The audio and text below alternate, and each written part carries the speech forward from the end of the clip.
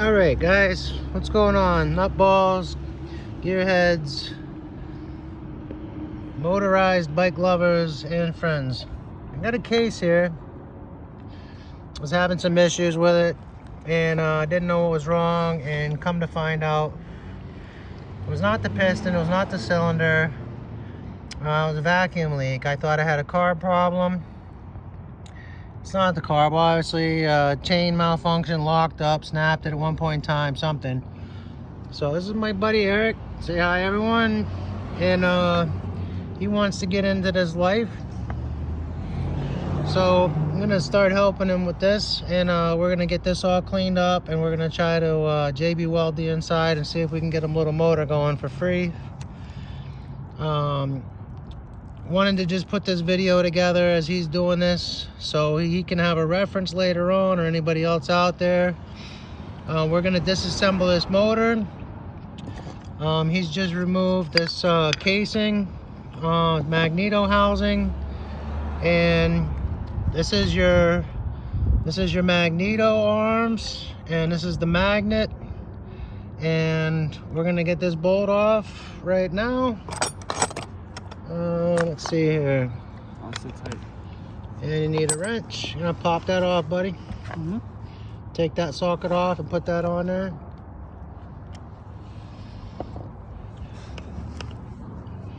Go ahead, just lock it right in, yep. And then you want to turn it the other way. Oh, we gotta move the wrench the right way. So that's gonna spin. What we're gonna do, we'll cheat. We'll put this wrench behind there. Oh, I see what you're saying. So it locks it. These are the fingers or dangers where the magnets reside inside the end pieces of your magnet. Just so everybody knows that. We'll get to that in a second. I'm gonna put the phone down. Find something else. This is what we need right here. So what I'm doing right now is just sticking a little nut in there. That's off of a brake pad. Is a 10mm bolt. All right, that's loose.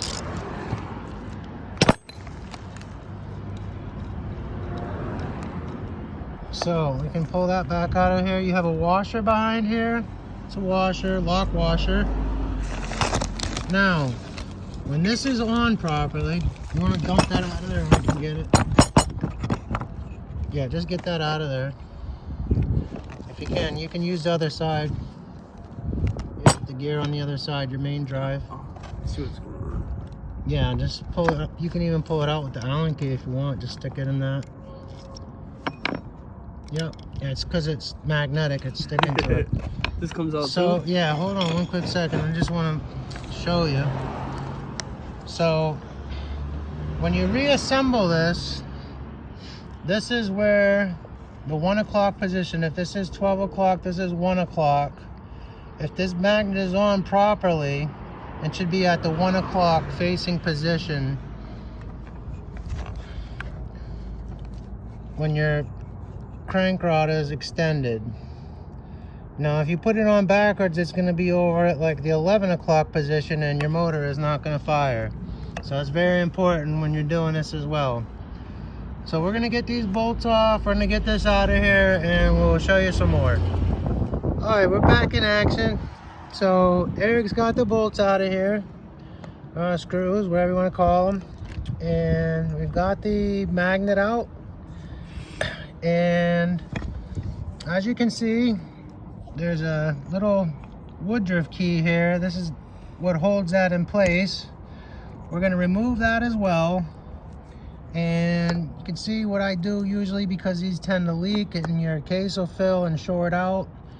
I just totally goop these up with silicone, clear silicone, when I start them up. So we're gonna break this loose, and we're gonna pull this out of here. And at that point, we may knock this out and leave this the way it is. I can't remember, it's been a minute since I've done this, but it may be easier just because of this slot. If that's stuck, sometimes they're loose, sometimes they come right off, but either way, we're gonna get this case. We're gonna start taking the bolts apart here in a few minutes, and we'll show you that too.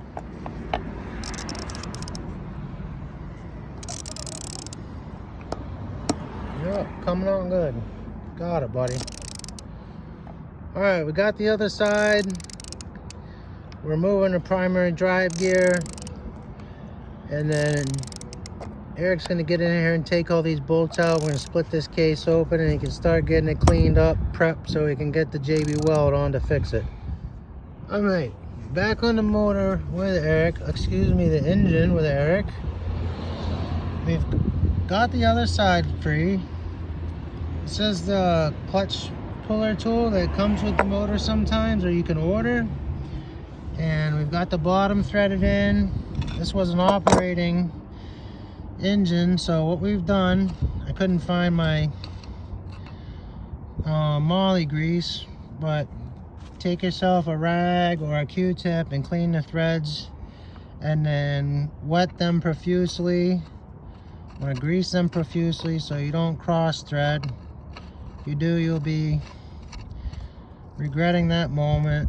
And Eric's got the vice grips on there that are crap, but it'll work for now.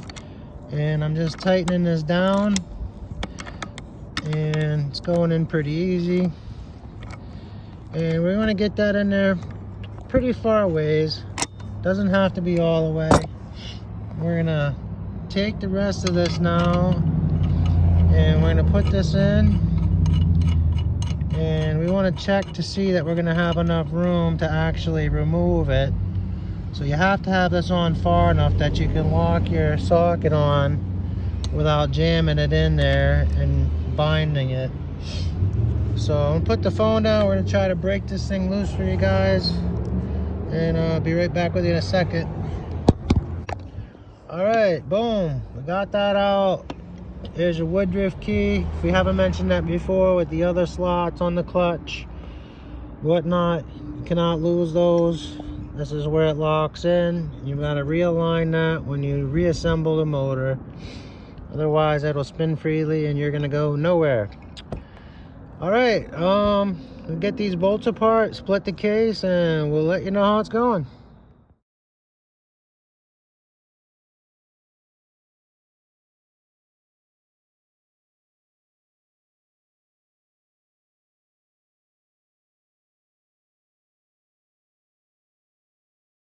Triangle.